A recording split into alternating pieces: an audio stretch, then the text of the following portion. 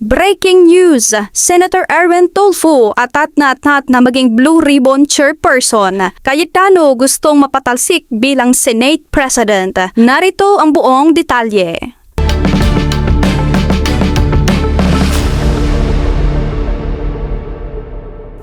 Umiinit ang sitwasyon sa loob ng Senado matapos maglabas na matapang na pahayag si Senator Erwin Tulfo kaugnay sa kontrobersyal na pamumuno sa makapangyarihang Blue Ribbon Committee. Sa isang pahayag na kumakalat sa social media, diretsahang hinamon ng senador ang kanyang mga katunggali kung saan binalaan niya ang mga hindi kumikilala sa kanyang posisyon. Sa larawang ibinahagi, makikitang hindi nagpatumpik-tumpik si Senator Tulfo sa pagpapakita ng kanyang otoridad sa kanyang direktang pahayag na sinabi, bibit-biting kita, kukwilyuhan kita, palalayasin kita dyan sa floor na yan because I am the legitimate Blue Ribbon Chair. Ang pahayag na ito ay nagpapakita ng matinding determinasyon ng mambabatas na protektahan ang kanyang posisyon at tuparin ang kanyang mga tungkulin bilang pinuno ng komite. Ang mga salitang ito ay mabilis na umani ng iba't ibang reaksyon mula sa publiko, lalo na't kilala si Tulfo sa kanyang prangka at action-oriented na estilo ng paglilingkod.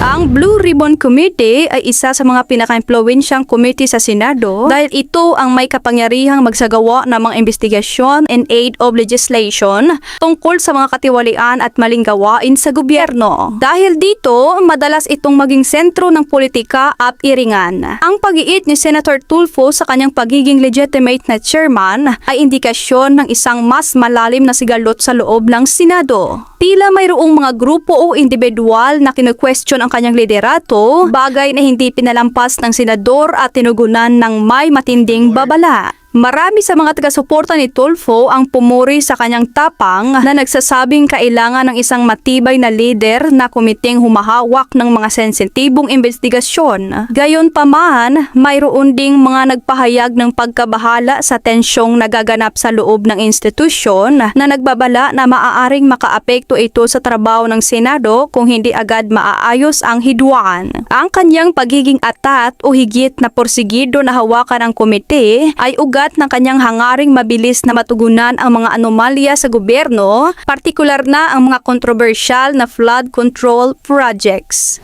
Bukod sa mga binitawang matatapang na salita tulad ng pagbabanta na bibibitbitin o palalayasin ang mga hindi kumikilala sa kanyang otoridad, patuloy na iginigiit ni Tulfo na siya ang legitimate na pinuno. Bilang bahagi ng kanyang pag-aksyon, nagtakda si Senator Tulfo ng mga formal na padinig kung saan balak niyang ipatawag ang mga resource persons na nauna nang lumabas sa mga kaganapang pinangasiwaan ng kabilang grupo. Layunin nito na gawing opisyal at bahagi ng records ng Senado ang mga usaping kanilang iniimbestigahan. Bagamat humingi na ng paunmanhin si Senator Tulfo noong Linggo, June 7, 2026, sa kanyang naging agresibong pahayag laban sa mga kasamahan sa Senado, nananatiling buo ang kanyang paninindigan sa kanyang pagiging chairman. Binigyang diin niya na ang kanyang mga naging pahayag na salita ay bunga lamang ng kanyang pagnanais na magtrabaho ng mabilis para sa mga taong bayan at hindi na maparadisa ang mga mahahalagang legislatura dahil sa politika. Sa kasulukuyan, nananatiling mainit ang usapin ang pagtatakbo sa komite. Inaasahang magkakaroon ng mga susunod na hakbang o paglilinaw mula sa panig ng Senado upang matuldukan ang tensyon at maibalik ang focus sa mga mahahalagang legislative agendas na dapat tutukan ng mga mambabatas. Para sa mga susunod pang update sa mainit na balitang ito, manatiling nakatutok dito sa Pinas News File. At para sa karagdagang detalye, narito at panoorin natin ang full video. Ang sabi, sang piki, Blue Ribbon Committee, Red Ribbon ka, do you know? Ako matagal ko na ning alam kung bakit Blue Ribbon Committee, bakit blue, bakit royal blue, bakit tinatawag na siya nga royal blue, hindi royal orange, hindi royal purple, bakit royal blue? Sa mga Knight in the Shining Armor, if you are always watching, sa mga fairy tales, sa mga Lord of the Rings, ang palagi ginagamit talaga sa mga hari, kung hindi gold royal blue. Diyan na kinuha kung bakit blue ang pangalan sang committee, kataas-taasan na siya nga rank sang mga knights kag sang mga kaharian kung bakit dyan na ang inspiration sang ating Blue Committee, Blue Ribbon Committee. Ang ibig sabihin yan, kataas-taasan nga committee kasi sa mga sinaunang panahon noon, ang ginagamit sa mga Knights in the Shining Armor, mga Kanday Lancelot na yan. Manood kayo pala kay Richard Gere kung ginabigyan sila kapag ginanight sila sa kanilang leader sa mga army, ang ginasuot nila nga mga cape nga mga kapa is royal blue.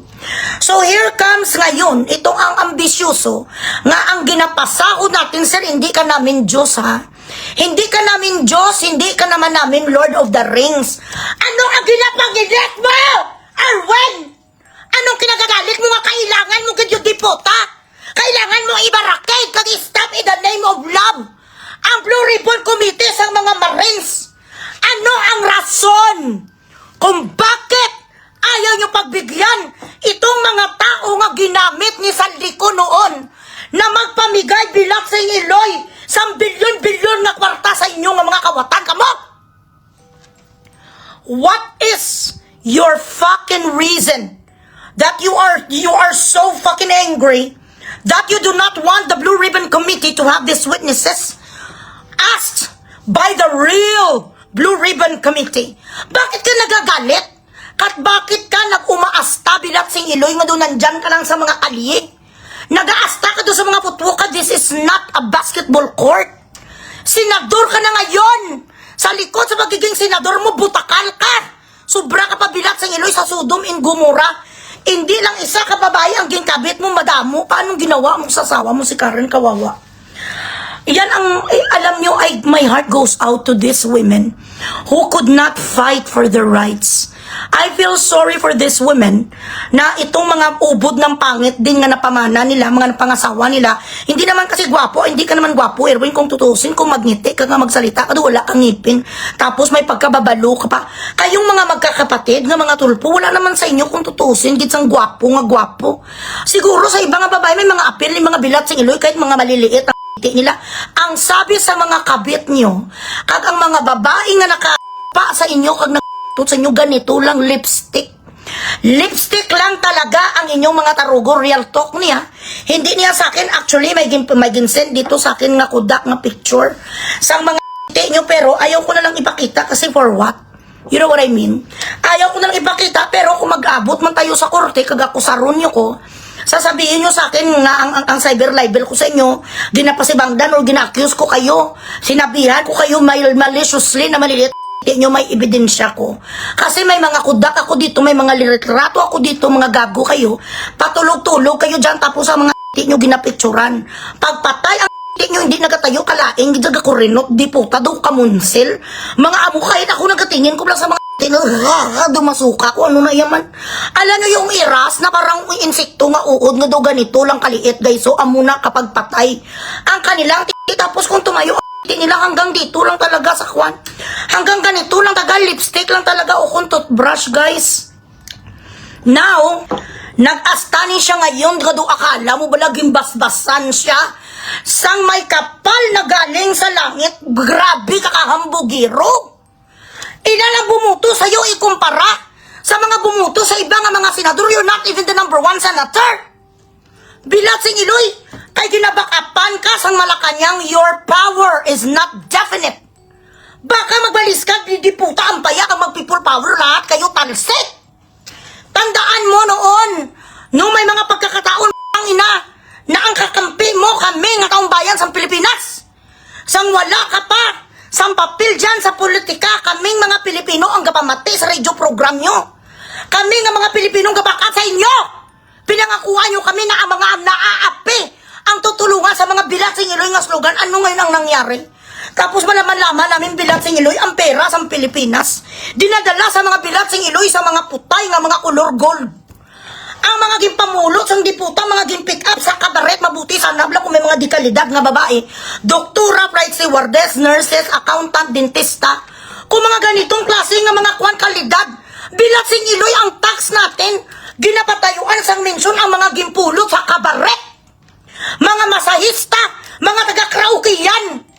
Habang ang dami-dami ina, nga mga street children sa lansangan, hindi malang makakain 3 beses sa isang araw. May mga tao nga nagapitigag, ugod-ugod ang mga matatanda, hindi makakuha kahit ba yung Jessica Laksan. Sa mga UDP, mga nga mga healthcare dahil wala budget, dahil ginanakaw sang mga tao nga katulad mo, saan mo kinuha ng kamay ng Diyos ang mansyon sang imo kabit nga si Vanessa, nga ang anak ko nag-aaral pa sa Lasal. Sabi ng mga Parents Teacher Association, naga-basketball ang anak mo pero kuha naman pulpul daw, nagagalit ang kirida mong kabit mo. Ang pangalan nito ng anak, Erwin din yata, kung Erwin, I don't know. Naga-Coachella si Bigaong Kabaret. Taga-Kabaret, nagapunta sa Coachella, di puta magkano ang pamasahe. May bahay sa Lake Tahoe, Bilatsing, Iloy. May mansyon sa Cavite. Sa isa ka broadcast journalist, magkano gidang naipon mo kahit papaglagay natin? Na ginabigyan ka sa pera sa mga drug lord na wag mo silang pambugrisin nung ikaw ay isa pang announcer. Siguro let's say mga 30-40 million, but you will still not be able to buy a mansion in the United States that big.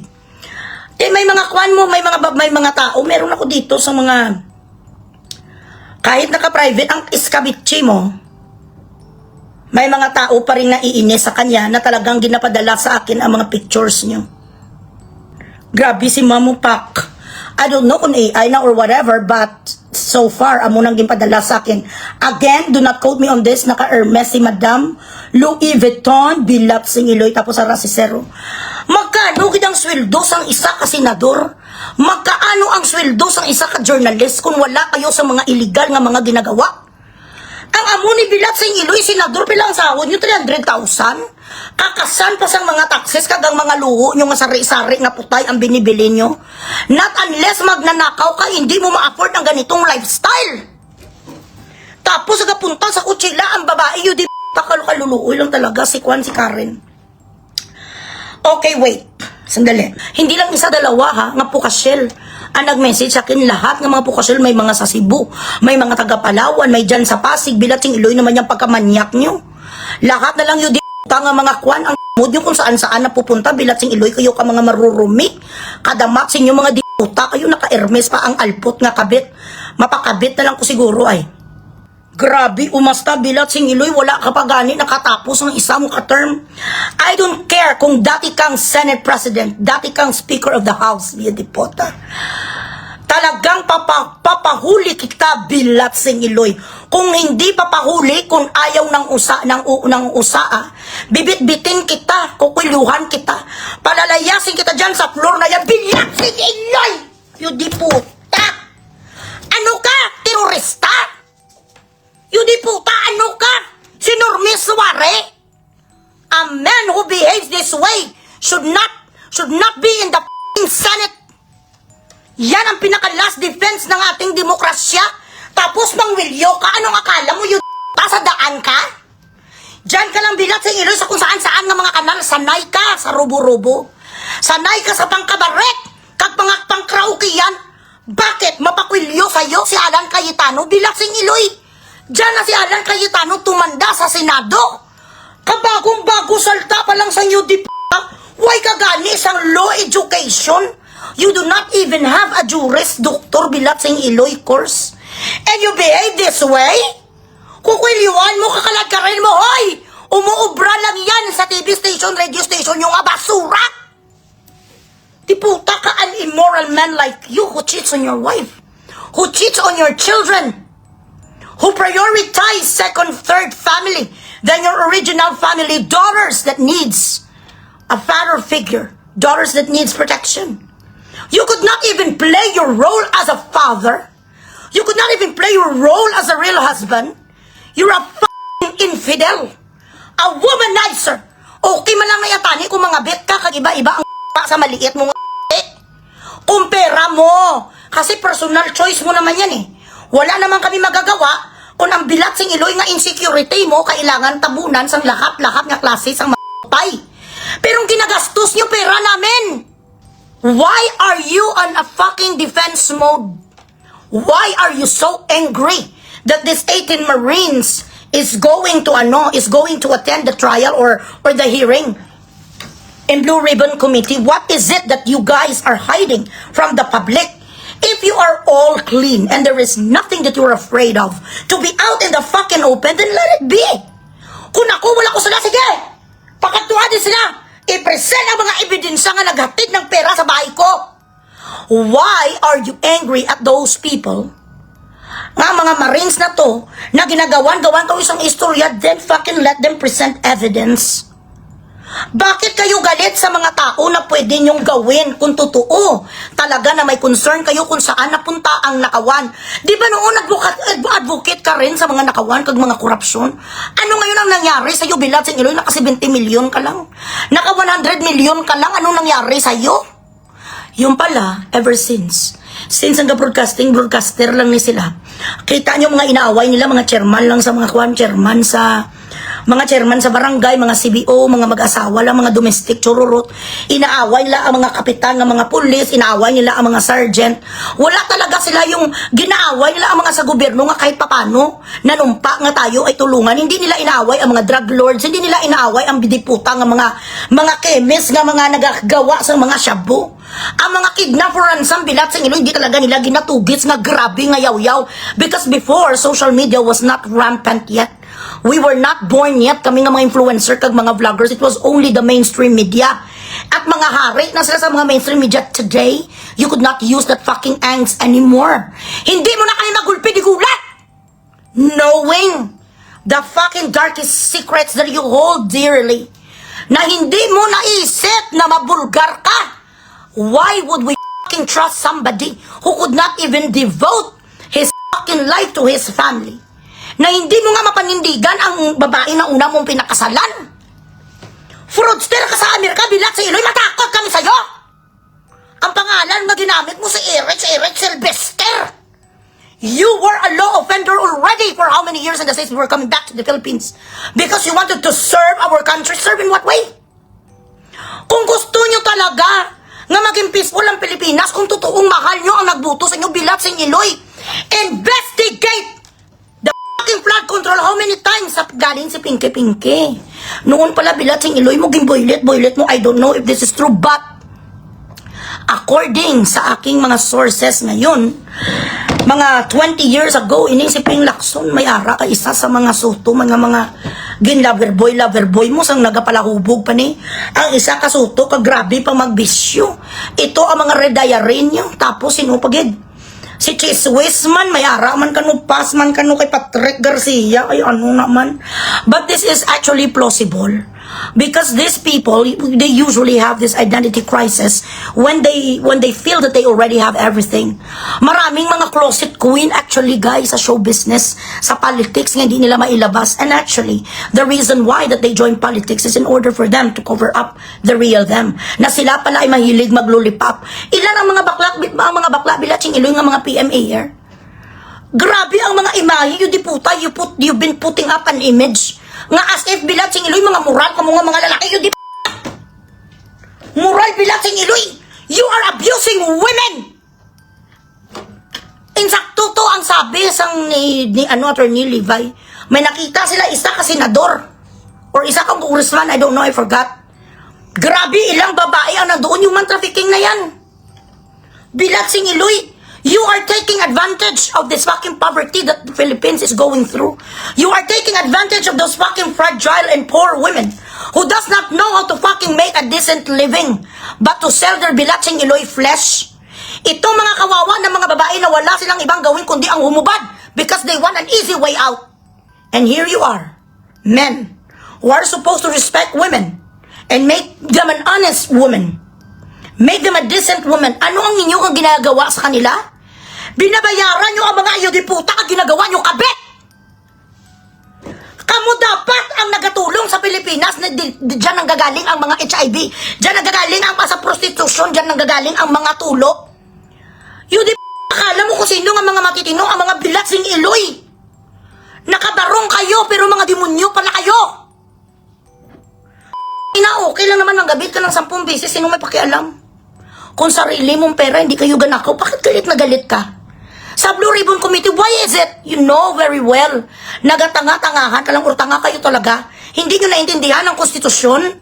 Hindi kayo 13, so you could not make a quorum. Tapos, gina-accept nyo sa sarili nyo na kayo na ngayon ang tunay nga Blue Ribbon. No!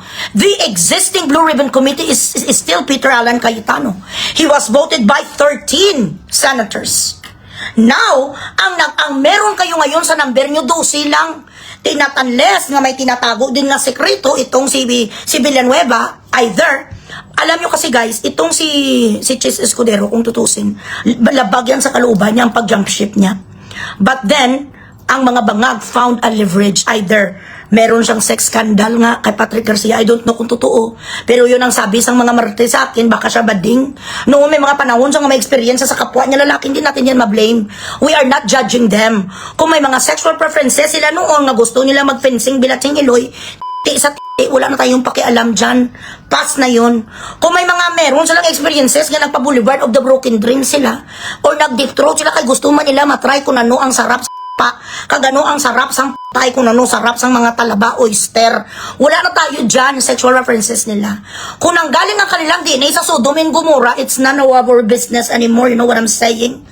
Pero kaso nga lang, dahil ngayon, meron na sila sa mga pangalan, mga dignified statement na sila, mga diplomat na sila, they could not afford scandal. Now, itong si Bangag, kadang mga alipuris niya somehow, alam nito, may leverage sila dito kay Chiswis. Baka si Chiswis noon, umigit man sa Sanggin Boulevard of the Broken Dreams, sa mga artista, he cannot afford scandal. Hindi ka magsaylo, hindi ka mag-jump ship, ilalabas namin nagatuwadeya ka.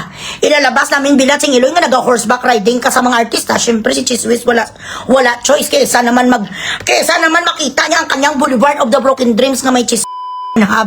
So makita mo sa itsura ni Chiswis na pressure cooking lang talaga, pressure cooker lang siya. Ito naman, or baka addict sa noon, we don't know. Ito naman, si Joel Pimentel, kung hindi sa Closet Queen, kung hindi sa bading nga nagpa-Boulevard of the Broken Dreams, siya ay isang addictos or nag-threesome or namimili din sa mga prostitute, meron talaga na guys ang leverage. It's not about betraying their group. It's not about leaving the majority black, but there is something, a leverage that they could not afford to get out in the open. Di syempre kung may mga pa sila 20-30 years sa gungan pa sila kag may mga picture dyan nga may mga picture dyan bilatsing iloy nga gatuwa diya sila habang gina-Boulevard sila of the Broken Dreams. What are you gonna do? Of course, bahala na tawagin ka hudas kasi sa tindig ni Chis Escudero nga ganun siya ka matalino, naging gobernador, abogado pa siya. On the get-go, nag-majority talaga siya. Pero, may nalaman sila. Or baka, totoo naman nga nakuha sa pera. There are so many factors. You know what I mean? Ayan na nga, may mga nagsilabasan na may meron sila sang pass. Pass is pass. Hindi natin ma-blame kung sila noon mahilig mag-lollipop. You know what I mean? May mga ganun talaga guys. May mga bagay talaga minsan na kahit ano pa ang ating paglibing sa mga pass natin, ang mga pa natin sa mga tarugo nga may mga kalunggo, prostitute noon. Bakit? Ina mga bullstar na si Kring-Kring noon, bullstar man nagapasuso man mga kabit man sa mga high-end nga mga kwan, nga mga congressman, ginawa lang naman sa mga disinting nga mga babae, pinakasalan sila. Pero mga pukasyel naman na sila noon. Ang mga dating mga kuno-kuno nga mga Miss Universe Beauty Pageant, mga prostitute man ang mga high class, si Rica Peralejo nagbura ni Yuki. Namukpok man ang mga bilatsing iloy nila na noon sa mga Bruna Yuki na tapos pinakasalan sa mga pastor, ngayon mga holy sister na magsalita. Pero kung babalikan natin ang mga nakaraan nila, mga puro man na sila lahat, naglunok sang iba't ibang mood. Kaya ganon, nga kung may mga iskandalwanay, nagakip quiet sila kasi lalabas kung ilang tuniladang ang kanilang linunok. Ganon din yan ngayon sa mga politiko. They cannot afford scandal because hindi natin alam, naglunok lang sila noon sa iba-ibang klase sang mga din. Kaya ikaw, Joel Villanueva, the moment you transfer to that piece of shit na black na yan, ito ang mga sumusunod na rason. Nagpa-Boulevard of the Broken Dreams ka at meron silang kopya ng iyong boulevard. Meron ka sa picture or meron ka sa mga pass pa or nag-threesome ka sa mga prostitute or baka meron ka rin sa mga fetish na ang babae ginapatain mo tapos ikaw ang galamon. I don't know. Ang sa akin lang naman, ito ay possibility. So may mga rason na kasi alam ko mga sincero na sila dapat sa majority. But because may leverage itong bilatsing iloy nga si Kwan, ganun ang laro guys. Ang amo ko napakagrabe, ang amo ko kamatalino. Sa defense kami. So ang gina-accuse all the time, mga kliyente na muna gina-accuse. Sang mga kaaway, ginahanapan namin sang leverage ang kaaway. Katulad niyan, meron kami sa kliyente nga kuno nagdispal ko ng pera sa isang malaking company. May mga evidence sila and everything ngayon dahil IT accountant ang aming kliyente. na alam niya may mga kopya sa mga CCTV kag nagagamit niya ang laptop sa kanyang boss. Kag may nakita siya doon sa laptop ng kanyang boss, bading pala. Merong kalaguyo kag meron sang mga videos doon sa mga Boulevard of the Broken Dreams. Yun ang ginamit sang amo ko na panakot sa kaaway namin. Kung dismiss ang case. Nababay ang ilang milyones nga gin-esprekite. Ganon yun guys, leverage is everything. Meron sa mga makakapalang mukha. Ito naman, ang mga bilatsing Iloy, hindi nga magkakapatid nga mga tulpo, ang kanilang kasalanan lang naman, siguro proud na proud pa rin sila sa kanilang mga iskabitsi, baga hindi naman sila yabading, do hindi nakakaya. Though less nakakaya ang pagiging babaero, less nakakaya na may maraming kabit kasi kung tutuusin, boost na ng kanilang pagkalalaki, di ba? Okay na lang maging magnanakaw, okay na lang bilatsing Iloy, na ikaw ay maraming kirida, wag ka lang maging bading. Tama? So ganyan, kaya hanggang ngayon makakapal ang kanilang mukha. Maraming salamat po sa panunood. Manatiling nakatutok lamang dito sa Pinas News File para sa mga susunod na balita na ating tatalakayin.